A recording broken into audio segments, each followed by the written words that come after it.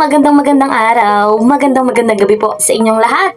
Ayan, mega love shoutout sa buong team Kalingap, kay Kuya Val, kay Kalingap Rob. Ayan, dito na tayo agad sa ating topic. Ano po, alam ko, updated din kayo. Ayan, pinag-uusapan nga po, paldo nga daw itong si Viancy sa palipad sa kanyang live. Ano po, at ayon pa kay Dr. Love, ano po, ay buwan-buwan, malaki daw po ang sasahurin ni Viancy. So, ibig sabihin, ano po ating opinion, ibig sabihin, kaya na rin ni Viancy na magpagawa ng sariling bahay kung buwan-buwan malaki talagang sasahurin. Idagdag niya pa yung kinita niya, yung inipon niya na kita sa Velvet Box. Ayan. No, sa katunayan, sa aking pagkakatanda, malaki na nga po ang naging ipon ni Viancy sa Velvet Box. Ano, yung mga pagla-live selling, ayan.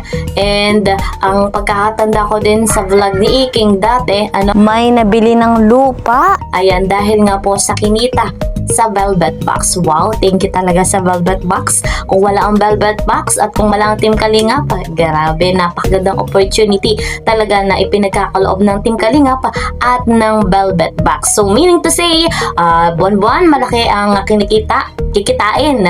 Ano po, sabi ni Dr. Love, malaki ang kikitain ni Viancy sa pagla-live.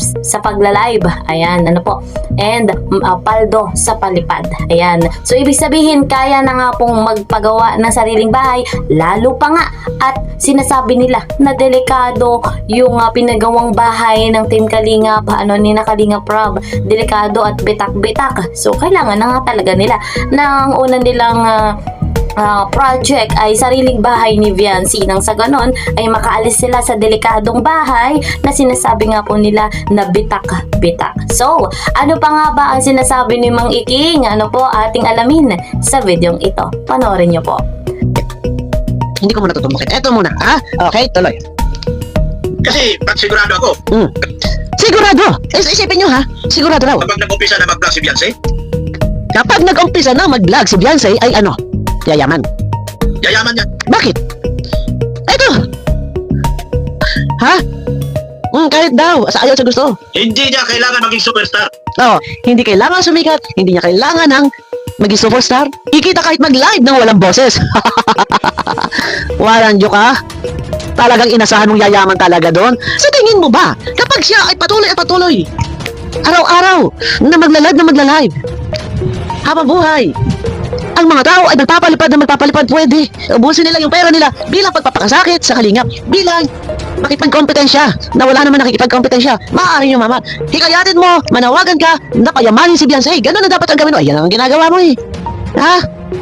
Talandakan mo talagang hindi pa napipisa ang itlog ng bibilang ka na ng sisiw. Pambihira ka. Baka mamaya ay ang ilan doon na sa itlog ay bugok. Ha? Akala mo lang. Ha? O, tuloy. Pero sabihin ko sa inyo, hindi mawala sa kanya 100,000 buwan-buwan. O, tingnan ninyo. Hindi mawawala sa kanya ang 100,000 buwan-buwan. Alam mo, Iking, first live, yan. Ang laki ng kanyang super chat. Okay? Naintindihan. Okay. Sinuportahan siya ng mga supporters at kayo, tuwan-tuwa. Okay, masaya. Masaya. So, iyon yung sinasabi mo. Na ang sinasabi mo, hindi kailangan ng malaki subscriber. Hindi kailangan na sikat. Hindi kailangan maging superstar. Ha? Iyan ang sinasabi mo. Kahit walang upload, hindi kailangan. Ha? Okay. Kahit mag-live siya na walang mukha. Iyon ba ang inaasahan mo na yayaman kapag nag-umpisa na mag-channel, ma-monetize, sa pamamagitan ng palipad, doon yayaman? Ang galing ano? Muking ka no? Sa pamamagitan ng palipad, kaya kasi sinasabi mo kahit maliit ang subscriber, pinakabababa na ang kikitain, 100,000 pesos buwan-buwan. Talagang na-estimate mo na. Sa pamamagitan ba ng palipad, natural. Iyan ang iyong gustong puntuhin, na ayaw mo pang puntuhin at paligoy-ligoy ka. Ha? Mga bagay na to, dapat ito hindi mo sinasabi.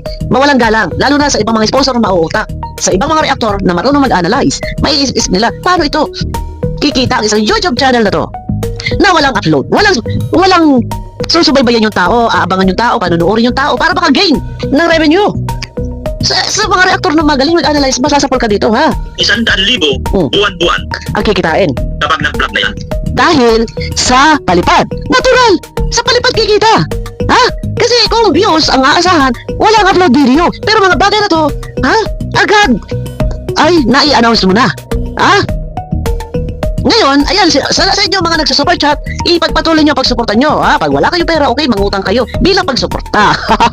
O, di ba? Kasi ina-expect na ni Iking. Pero Iking, ha? Ito kaya ipinush, ni-push, ha?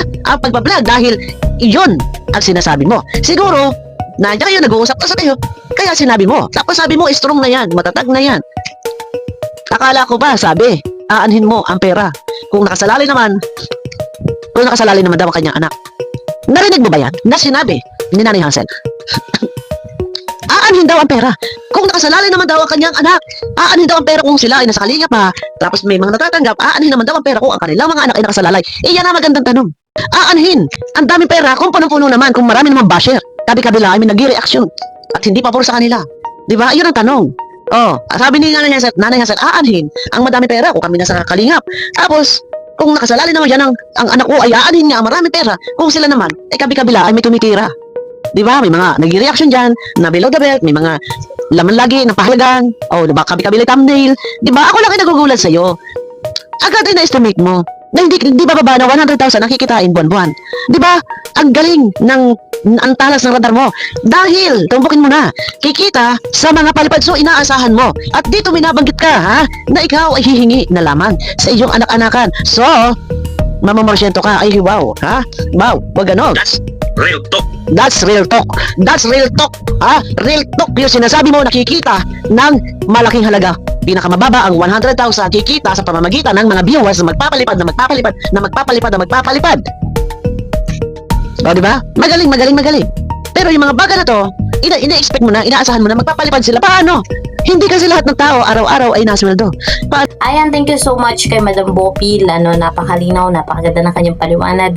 Tamang-tama. Ayan, so nabanggit nga daw po ni Mang Iking na buwan-buwan malaking kikitain, hindi na nga daw po kailangan maging famous pa o maging sikat pa para kumita dahil ang patunay nga nila ay yung live ni Viancy kung saan ay paldong-paldo.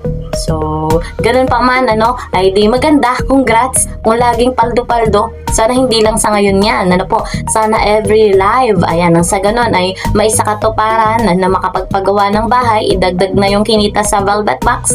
Thank you, Velvet Box. Thank you, Team Kalingap. Ayan. So, nang sa ganun ay makabukod sila na ng bahay. Ayan, delikado dun sa sinasabi na ng bahay, bitak-bitak. So, mangyari, baka may mangyaring masama pa sa kanila. Baka mamaya pag may lindol, ay magtumba-tumba sila doon. So delikado, mamaya masisi na naman sa Team Kalingap, kay na Kalingap Rob, kay na Kuya Val. So pinag-iingat lang sila nang sa ganun ay safe sila. Maganda nga yung unang project nila ay bahay. So yun naman ay sarili kong opinion. So kung may iba silang nais pang gawin, so suportahan na lang po ninyo sa may gustong sumuporta. Ayan, so patuloy naman tayo bilang solid Kalingap. 100% susuportahan si Kalingap Rob, si Kuya Val, ang buong Team Kalingap. Huwag natin kakalimutan, 100% i-marathon natin nang sa ganon ay marami pang beneficiary ang matulungan, maraming pabahay, scholarship. So guys, hanggang dito na lamang. At sa bago pa po sa aking channel, huwag niyo pong kakalimutan, Kalingap Kel, please po subscribe, like and share my videos, and don't forget, para po lagi kayong updated, click the notification bell. God bless everyone, God bless Team Kalingap. Bye-bye!